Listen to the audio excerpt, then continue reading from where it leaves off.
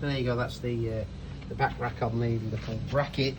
As you can see, I've got a detachable swan neck, so I've got that bolted to it and it clamps up.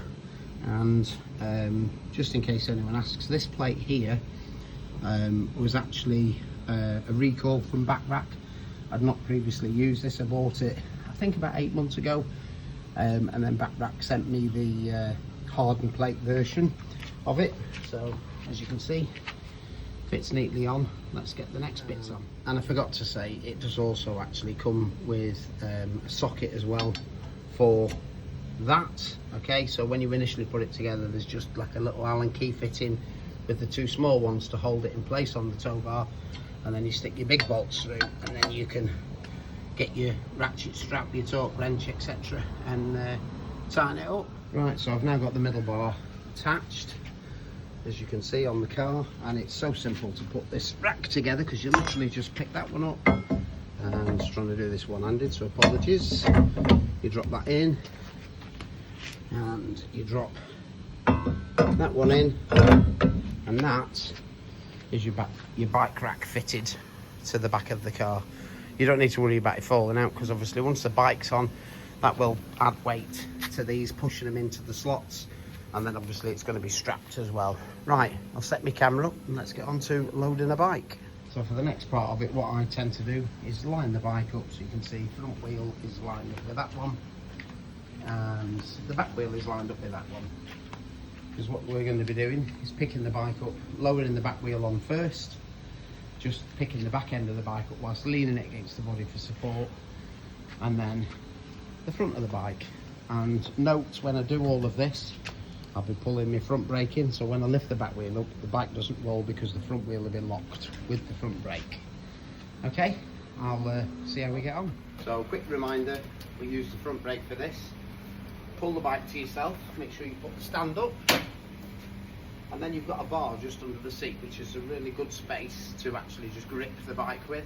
What we're going to do is lean it onto our thighs, and then we pull the bike up with the front brake on, so you're lifting the back wheel off at the same time, and it's just like a sweeping motion to put the back wheel onto the bike. Always remembering, right hand, keep the front brake locked at all times so the bike doesn't roll on you. Okay, so we just grab it, lean it in, and then you just guide it back to roughly where it'll go. It won't currently sit in, but as you can see, it's not rolling away now. Next thing we're going to do, front brake with our left hand, and then lift the front wheel into that slot there, and then the bike is on. Okay, so back wheel is level, front brake on, grab the front wheel with the brake on, and then lift and drop it in. That is the bike on. Now you can see the front wheel, you probably can't see it, but I can't let go of it. The front wheel is actually in the slot, the back wheel just needs a little wiggle just to get it into the slot, which is like that. What I need to do now is just put one loose strap round the back just to hold the bike, and then I'll show you how I strap it.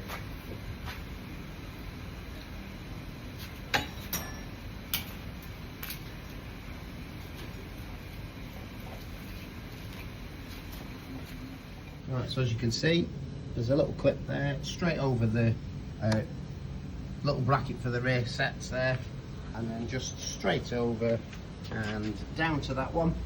It's not on particularly tight, that strap at the minute, but as you can see, it now holds the bike nice and steady. What I'll do now is, I've got 4 straps. These straps I think were about 20 quid, but they hold 1.65 tons each. It's only a 118 kilo bike, so you don't have to worry about them snapping. I'm going to put one over the front handlebars down there, one over the front handlebars there, which stops that sway.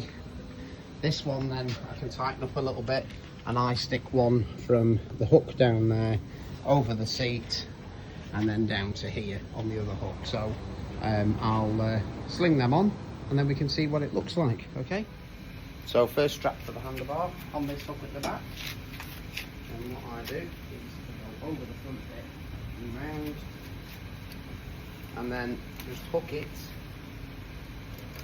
on the bit where the wheel is, put it on the inside, and then just just a nice light strapping to start with.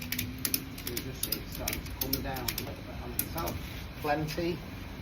Bear in mind they hold a lot of weight, these, so you don't have to go mad. Second one, same thing again. What I do on this one is hook it on the wheel bracket.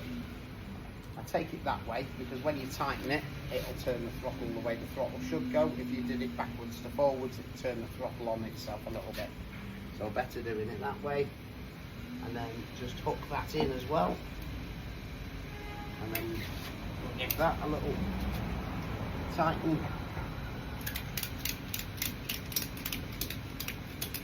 And then finally, I'll move you so that you can see this. Apologies. Let's move you to there.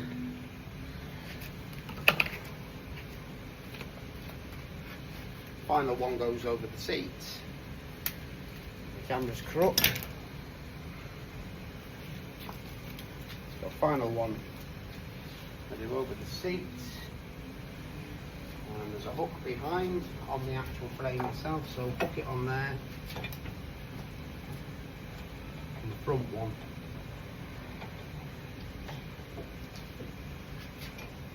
Stick it on the front hook where you've hooked your handlebar on, over the seat area there, and then you can actually hook it on the other strap there, and then pull that in like that. And then it's just a case of going round, giving them little tweaks, obviously tie up all your loose ends. I'll tie them up just so you can see what it looks like and show you how stiff the bike is when it's all in place. Right, so we are now all strapped up, so as you can see, one on that side, this is just the tie off bit, the other bit's absolutely nice and tight. Same on there.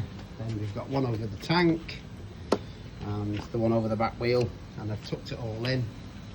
You can see hook-up points are there, and then you've got a hook-up point for the handlebar and a hook-up point for the tank there, and then you can see they go in the wheel bit there, and then I've actually got that one hooked up on there, but you could also stick it in because the wheel will push over a little bit.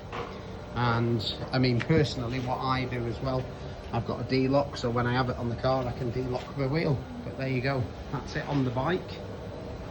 On the car, I beg your pardon. And as you can see, it's rock solid. It's shaking the car now because it's absolutely rock solid. And what I do like to do is I do a measure, and it's usually just more than a hand width off the window. So I'll do a short ride when I set off, and then I'll stop a few hundred yards up the road after a couple of lumps and bumps and just double check it hasn't moved at all, because obviously if it moves slightly closer, tweak that one and it'll pull the bike that way a little bit. You want it leaning in a little tiny touch, but it's absolutely rock solid now. That is going nowhere. That's just the little bit of bounce that you get from all of that. But there you go, that is the back rack, the Dave Cooper bike rack, and how you load a Benelli TNT on the back. Good luck if you want it.